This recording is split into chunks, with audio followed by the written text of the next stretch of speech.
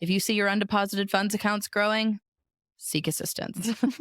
It is not a good thing. Unless you just have all that cash truly sitting in your pocket or in your cash drawer, then you're good, but make sure it's the same amount. If you haven't actually deposited that money and it's sitting in an envelope in the corner and you've marked all those invoices as paid, you got all the checks and they're truly in the corner of your office and that amount of those checks ties to that number, great, go deposit the checks and then match all of it. Mm-hmm. But if the checks have all been deposited, if the Venmo's all been cleared out, and you don't know why is that number there, that number is wrong. And you're most likely double counting revenue and you're not gathering all your expenses. And that's why it's so tricky, is because that's hard to follow. If you don't understand all the journal entries that are being made, you're probably paying taxes on the wrong number.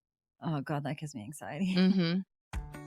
Welcome to the Know Your Worth show, where we teach you how to think about your money differently so that you can achieve your sexy money goals. I'm Sydney, your money maven and owner of Know Your Worth. And I'm Kristen, Sid's dime piece bestie, team member, and busy mama twins, here to make sure that those of us without a financial degree can still level up with each episode. Let's get started on reaching your next goal. Hello. Hello. Welcome to the Know Your Worth podcast. I am Sydney, one of your hosts and your money maven. And I am Kristen, Sid's dime piece bestie, and I am here for comic relief and clarification. And just winning personality and your beauty and all of it. You're here for so much, so much. Keep me sane. Yeah, that's my job. I like. Yes, absolutely. Me too. So we are starting. I'm excited about this. Yeah. So we decided that there would be a good idea to kind of talk about some of the little dumpster fires, maybe some big dumpster fires. Kidding. But we're going to call this the DIY bookkeeping dumpster fires episodes. So not to be too, we're not going to be too mean about some of them, but they are really good to put on your radar if you are doing your own books, just things to keep an eye out for, things that could negatively impact your books and just things that you should be aware of that we've seen in our clients that we really don't want you to make the mistake of. So we are calling them, for good DIY dumpster fires. And these are just going to be little bite-sized episodes where we just give you a little tip. If you're doing your own books, you can go back, take a look, apply it. And then if you need help, reach out, because no judgment. At all. None. We've seen so many clients start with these things, come to us with these things. They're some of the first things on our list to keep an eye on and to remedy. So it's just a great place to start. If you take a look at your own books and you see these things, it's just a little red flag for you to get some help. Yeah. So let's go. So what's your first dumpster The first one fire? is undeposited funds. What does it mean? Dun, dun, dun. So undeposited funds is an account in QuickBooks Online, and it is an automatic account that is created if you are invoicing out of QuickBooks. Okay. So if you're someone that invoices your clients out of QuickBooks and you see any funds in undeposited funds, or you see it growing is the problem. Sometimes you're going to see something in there and then it'll go back down to zero. You might see something, go back down to zero. But if you see that account continually growing, it can be a big concern. Tell me why it's a big concern. Undeposited funds. So say you put an invoice in QuickBooks and you send it to your client. The invoice gets sent to them and they pay it, but they don't pay it right through the QuickBooks Pay. Say you're someone that asks for checks or you get cash, or they do an ACH transfer, but it's not through the QuickBooks payment system. If it's through the QuickBooks payment system, QuickBooks will automatically link the two transactions. Like, oh, these match. They go together. Exactly. Check. And a lot of the times QuickBooks will try to link it if it is the same dollar amount, but say the bank charged $25 fee for an ACH transfer. So you're only getting that invoice amount minus $25. So it's not exactly the same. Or say it's a partial payment. You invoiced a client $3,000 and they send you three $1,000 checks. The amount's not going to tie to that invoice. So QuickBooks won't try to match it for you. Okay. QuickBooks will try to match items if they are the same amount because they're trying to help you. It's not always the right thing, but sometimes it is. Yeah. If it is a payment that you're collecting that is not through QuickBooks Payments, that where it would automatically connect. Okay. It would come through as Intuit and it would automatically match that. It needs to be matched to that invoice. Oh. So say you take a check and you deposit it to the bank and you say that check is sales. Oh, you go in your bank feed in QuickBooks and you say check 1032 for $1,000, and say you just say, oh yeah, that was sales. I'm going to put that in sales. But you went into that invoice and you clicked receive payment for $1,000. But you didn't match the two. You didn't click match in that bank feed. So everything's just like floating around willy-nilly. Yes, and it's duplicated now. So what will happen is if you go into that invoice and you say, oh, my client paid $1,000 on this $3,000 invoice, the invoice will now show there's an open balance of $2,000. It will reduce your accounts receivable by $1,000 and it will increase your undeposited funds by $1,000. Okay. So the accounting transactions that go through in QuickBooks, just to give a general overview, because I feel like this will help a little bit. Yeah. When you create an invoice in QuickBooks, okay, that creation of the invoice increases your accounts receivable and increases your sales. Okay. So sales go up, accounts receivable goes up. All good. When you say, oh, my client paid me $1,000, accounts receivable goes down $1,000. Undeposited funds, typically it would be cash that would go up $1,000. But because you haven't received it into the bank yet, it goes in undeposited funds. That's the journal entry QuickBooks is creating. And then whenever the cash is actually showing up in your bank feed, it would clear the undeposited funds and it would increase cash. Like it would decrease that undeposited funds and cash would match. Okay. So what's happening is you're creating the invoice. So sales are going up, accounts receivable is going up. You're saying, oh, my client paid me $1,000. So my accounts receivable is going down $1,000 and your undeposited funds is going up $1,000. Okay. Then you're receiving that $1,000 in the bank. And if you're not matching it, okay, that undeposited fund stays at $1,000. But accounts receivable stays at $1,000. Cash goes up $1,000. And then sales goes up another $1,000. Everything's jacked up. Yes. Yeah. So that undeposited funds never clears out.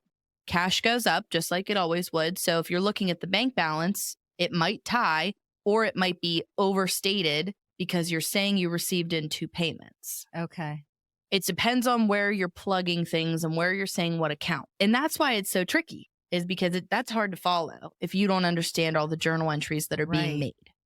So what you want to make sure is that if you see undeposited funds increasing or that balance never goes back down to 0, what QuickBooks is saying is, oh, you never took that money to the bank. It's not been deposited yet. It's undeposited.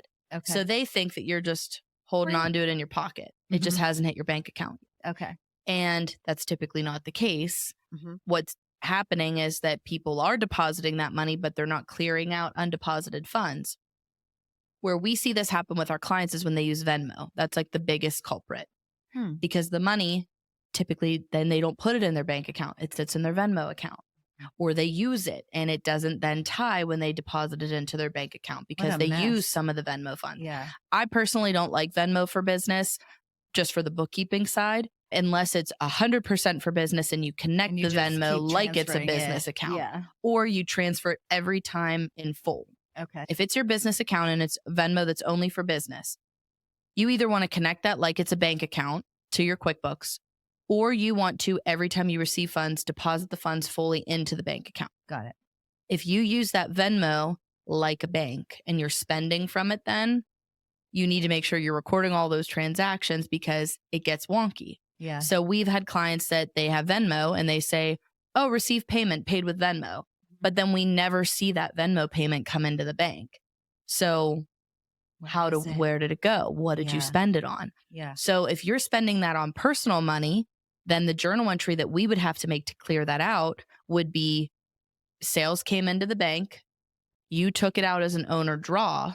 Oh my God. Exactly. So it's like a payment to yourself then. Like we need to make sure that you're tracking all of that. Right. So if that money never comes into the bank, there's like 3 more steps that have to happen because it's almost like the money did get deposited, you pulled it out yourself, and then you spent it on personal stuff. Yeah. So typically the entry that we have to make to correct that is owner draw. Like it's owner draw. Unless you can prove to us, oh, I spent it in my Venmo, but I Venmoed my contractor and I Venmoed my cleaning person for our building. But you still have to match the numbers up, exactly. Right? And you still want to track all of that because then you're not getting all of those expenses in your book. You're just saying where to go. Oh, okay. Yeah, we did collect that. Okay, but did it get into the bank account ever? Yeah. Or did it never get into the bank account? If it never got into the bank account, you need to tell us where it went so we can either give you the right business expenses Mm-hmm. or we have to call it owner draw, like you paid yourself. So this is a disaster, like doing it once, but the people who are doing it like multiple hundreds of times over a year. So is this what a QuickBooks cleanup service would address? Yes. Like if you're like, hey, I messed up. This is totally out of control. And so you guys sit down with somebody's open books and you match things up and make it work. Oh my gosh. How do as you not much have as we migraines? possibly can. Yeah, because sometimes it's really hard for us and we can't do it if you don't have the record. We have a couple clients that they have Venmo transactions that they do this with even still. And so when we're asking them, hey, this undeposited funds account is growing, where's the Venmo transaction? So then they have to send us the whole Venmo detail and then we have to go through that. Jeez. And then we'll make a big journal entry to say, okay, you have $11,000 in undeposited funds.